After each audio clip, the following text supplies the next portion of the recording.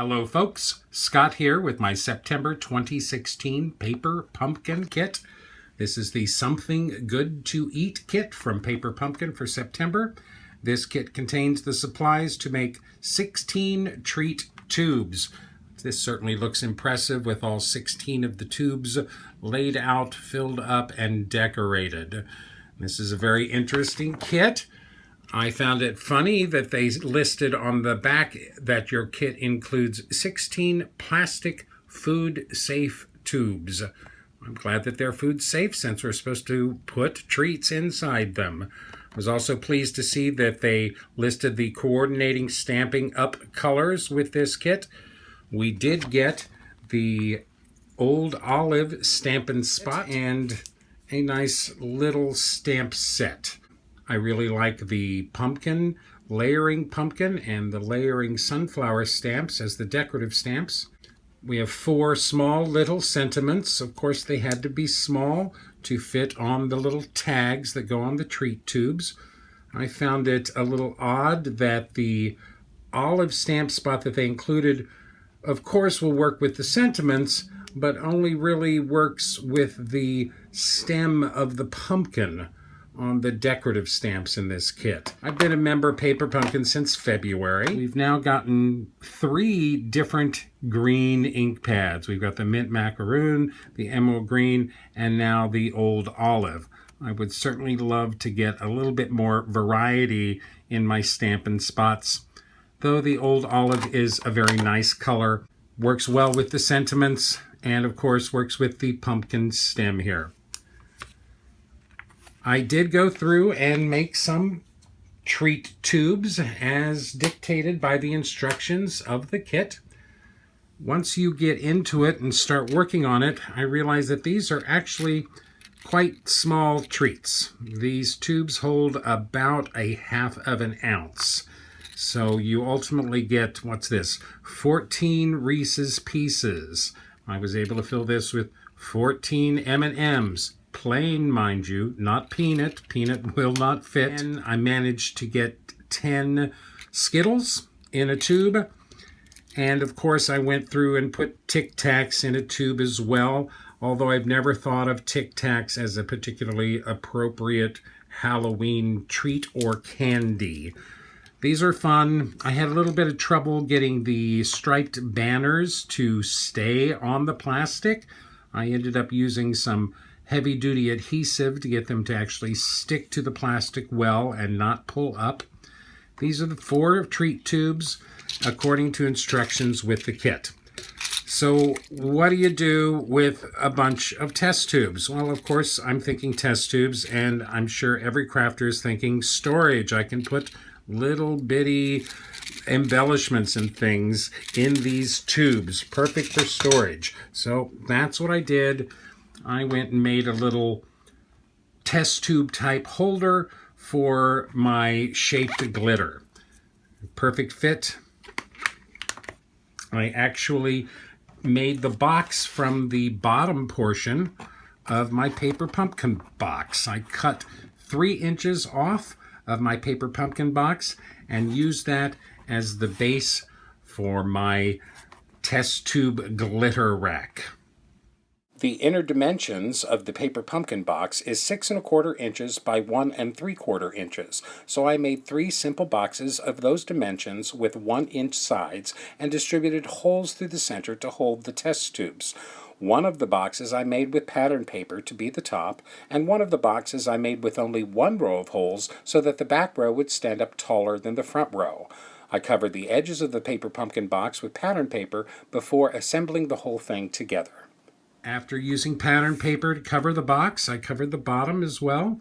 I trimmed it out with some nice Ellen Hudson ribbon, filled up the test tubes with, I have a bunch of this Martha Stewart shaped glitter in stars and in hearts.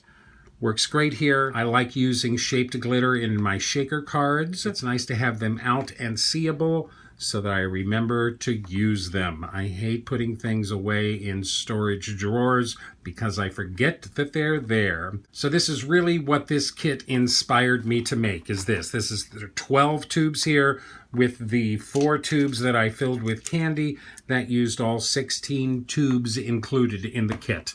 But I did, of course, want to go through and make some cards, though this is not particularly a card kit. Now, since the decorative elements on this stamp set were pretty small, I decided to use them to make pattern paper. So here's my pumpkin pattern paper with a card, a happy Halloween, no tricks, just treats. I do like this sentiment, no tricks, just treats.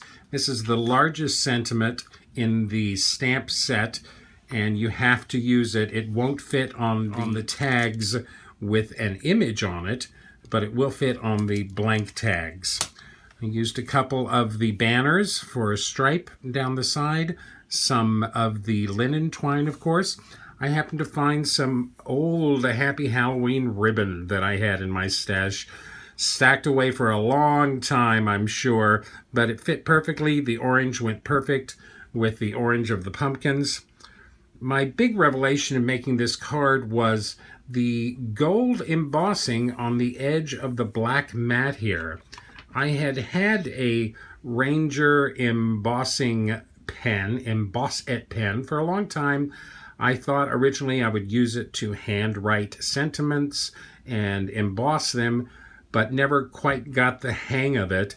But with a ruler and drawing a line of this pen down the edge of the paper, was able to emboss a nice clean line on the edge of this black mat. A very bright and cheerful card. I used the jack-o'-lantern stamp on just one of the pumpkins on the pattern paper. There you have it. Tricks, no tricks, just treats, and happy Halloween. So of course I had to go through and do the same thing with the sunflower stamp and made pattern paper out of the sunflower stamp. I did use the Way to Shine sentiment from the What a Gem kit a couple of months ago. Did use the sunflower label, matted that on some black. I had some nice yellow grosgrain ribbon that matched perfectly. I doubled up the brown and yellow banner strips, doubled them up wide to make a stripe down the center, a simple knot, a couple of sequins. This is my sunflower card, Way to Shine. So I got a little tired of trying to make a big impact on a card with all of these little images and little tags. So I went ahead and scanned 2 of the tags into the computer and blew them up big to use on cards. This is a card base of the Coordinations Tim Holtz Craft Core Nostalgic Collection. Really nice colors for the autumn. I embossed this, sanded it down with a little brick texture, some pattern paper, a little glitter paper strips.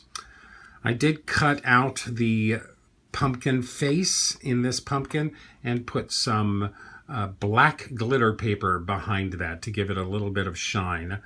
A little bit of glitter on these pages. This is a nice big Happy Halloween. This, of course, is a font that I had on my computer. Happy Halloween, nice big card. I did do the same for the sunflower label. Blew that up nice and big. A little glitter paper again to outline.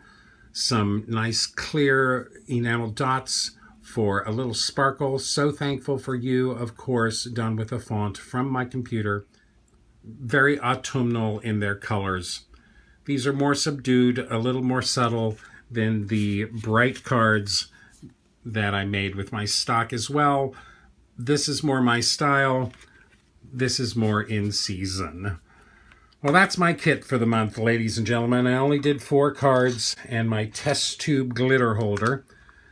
I had a good time with this kit. I, of course, have a decent amount of linen thread left, some glue dots, a lot of the banners left, and of course a lot of the tags left.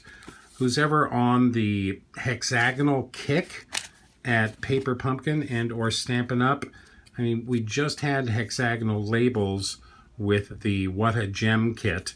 So other shapes would be welcome as well. Thanks, folks. I did have a good time with this kit. I especially had fun making my little test tube holder here. Thanks, folks, for watching. I hope you enjoyed this. If you did, please share it with all your friends and anybody you think might be interested. If you have any questions or comments, please note them below. If you haven't subscribed, please subscribe. And happy Paper Pumpkin!